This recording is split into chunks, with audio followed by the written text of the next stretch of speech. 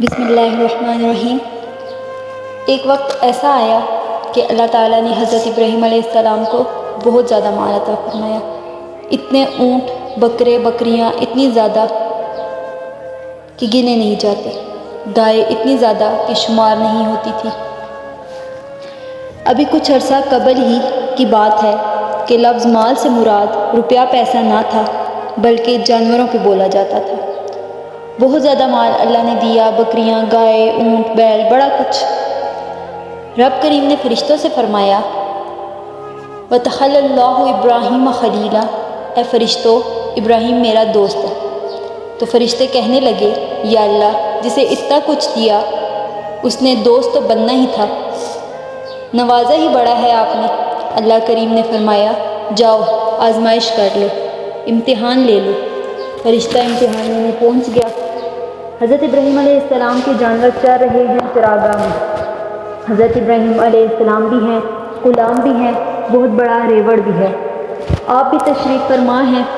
ایک فرشتہ آیا تو کھیت میں چھپ کے بیٹھ گیا اور بلند آواز سے کہنے لگا سبحان اللہ والحمد للہ ولا الہ الا اللہ واللہ اکبر۔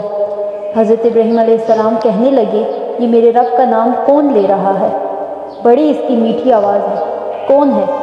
ڈھونڈنے لگے، ڈھونڈتے ڈھونڈتے اس کے پاس چلے گئے۔ فرشتہ انسانی شکل میں، تو میرے رب کا ذکر کر رہا تھا؟ اس نے کہا میں ہی کر رہا تھا۔ فرمانے لگے یار ایک دفعہ پھر نہیں کرتا؟ وہ کہنے لگا ابراہیم پہلے تو میں اپنی مرضی سے کر رہا تھا، تو کہتا ہے تو پیسے لگیں گے، پیسے ہیں تو کر دیتا ہوں۔ حضرت ابراہیم کہنے لگے بول تو کیا لے گا؟ میرے اللہ کا ذکر سنانے کا کیا لے گا؟ کہنے لگا یہ جو آپ بکریاں چرا رہے ہیں ساری مجھے دے دیں تو میں اللہ کا ذکر سنا دیتا ہوں۔ آپ نے فرمایا بس جا تیری ساری ہی، میرے رب کا ذکر سنا۔ وہ پھر شروع ہو گیا سبحان اللہ والحمد للہ ولا الہ الا اللہ واللہ اکبر۔ حضرت ابراہیم علیہ السلام کیف میں یار پھر سنا۔ اس نے پھر سنایا، کہا یار پھر سنا، پھر سنایا۔